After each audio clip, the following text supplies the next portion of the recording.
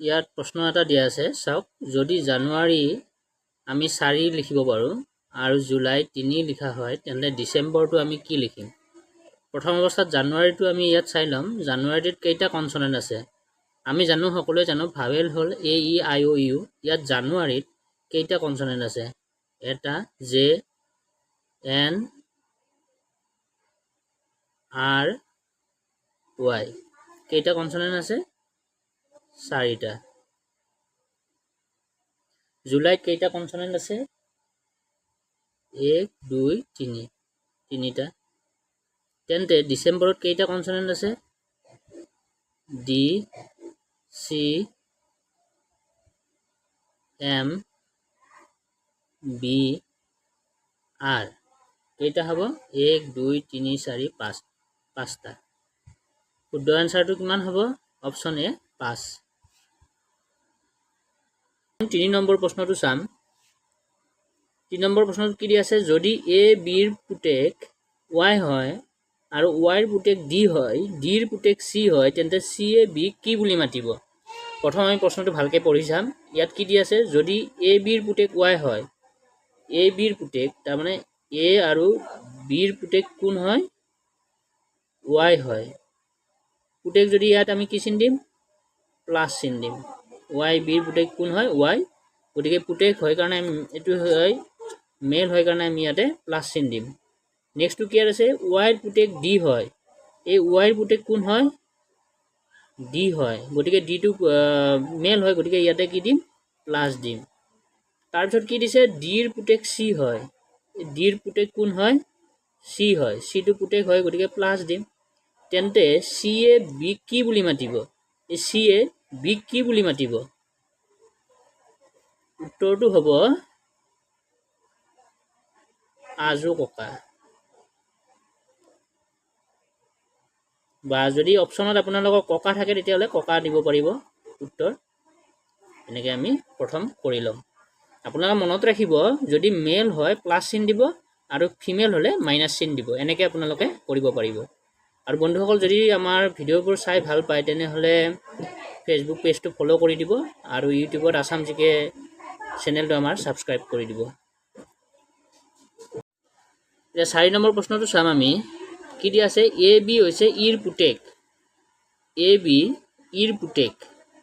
ইটো লিখি ল'ম। ইৰ পুতেক কোন হয়? এ আৰু বি।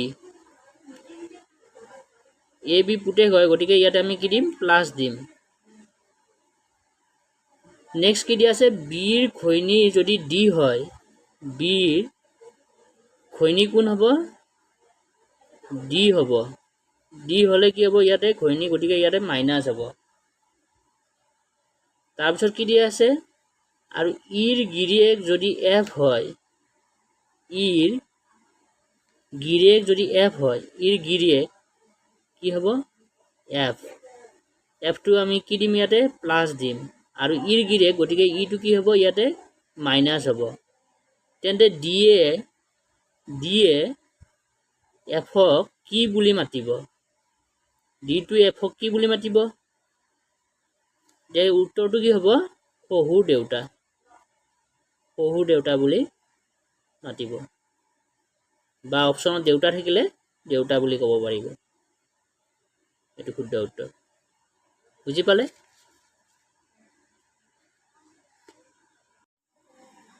কুৱেশ্যন নম্বৰ 5টো কি দিয়া আছে? তলত দিয়া প্ৰশ্নটো উত্তৰ কৰা। এনেকুৱা ধৰণৰ স্কুৱেৰ উত্তৰ কৰিলে আমি কেনেকৈ কৰিম? প্ৰথম আমি ইয়াতে কুৱেশ্যন মাৰ্কটোত কি হ'ব? এনেকুৱা এটা সংখ্যা চাব লাগিব যিটো গোটেইফালে এনেকৈ মিলি যায়। গতিকে আমি প্ৰথম এই লাইনটো চাম। 9, 5 আৰু 43 লগত 9, 5 আৰু 43 লগত কি সম্পৰ্ক আছে? যদি আমি 9 × 5 কৰোঁ, কি পাম? 9, 5 গুণ 45 পাম। এই 45ৰ পৰা যদি 2 মাইনাছ কৰি দিওঁ, 2 মাইনাছ কৰি কিমান পাম? 43। তাৰপিছত আমি যদি 7 × 4 কৰোঁ, তেতিয়াহ'লে কি পাম? 28 পাম। -2 কৰিলে কিমান হ'ব? 26 হ'ব। তেনেকৈ আমি 9 × 7 কৰিম। 9 × 7 কিমান হয়? 9, 7 গুণ 63। -2 কৰি দিম। -2 কৰিলে কি হ'ব 61 গতিকে ইয়াতে কুৱেশ্যন মাৰ্কৰ জেগাত কি হ'ব 61 শুদ্ধ উত্তৰ হ'ব এতিয়া 6 নম্বৰ প্ৰশ্নটো দিয়া আছে তলত দিয়া প্ৰশ্নটোৰ উত্তৰ কৰা 485 কুৱেশ্যন মাৰ্ক 1590 এটো কেনেকে আমাৰ ইয়াতে কুৱেশ্যন মাৰ্কত কি সংখ্যা বহুৱাব পাৰিম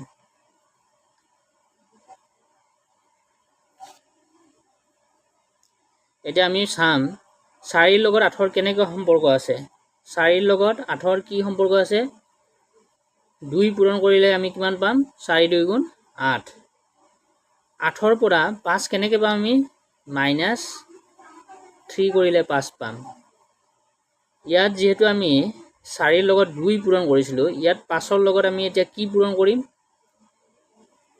5 ৰ লগত আমি ইয়াতে 4 পূৰণ কৰিম 4 পূৰণ কৰিলে কিমান পাম আমি ইয়াতে 20 পাম 20 পালো আমি এতিয়া আমি কি কৰিম 20 ৰ পৰা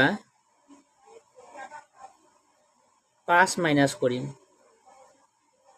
5 মাইনাস কৰিলে কি পাম 15 পাম আমি পূৰণ কি কৰিলো চালো এতিয়া প্ৰথম 2 পূৰণ কৰিলো তাৰ পিছত 4 পূৰণ কৰিলো এতিয়া আমি ইয়াতে কি পূৰণ কৰিম 6 পূৰণ কৰিম 6 পূৰণ কৰিলে কিমান পাম 15 6 গুণ 90 পাম 90 পালো এনেকৈ আপোনালোকে এটো এই সিস্টেমটোত চাব লাগিব 2 পূৰণ 4 পূৰণ 6 পূৰণ 3 বিয়োগ 5 বিয়োগ এনেকৈ চাব লাগিব তাৰমানে 2 2 বাঢ়ি গৈ আছে তেনেকুৱা সিস্টেমত পৰিছে গতিকে ইয়াতে কুৱেশ্যন মাৰ্কৰ জায়গাত আমাৰ কি হ'ব আনসাৰটো 20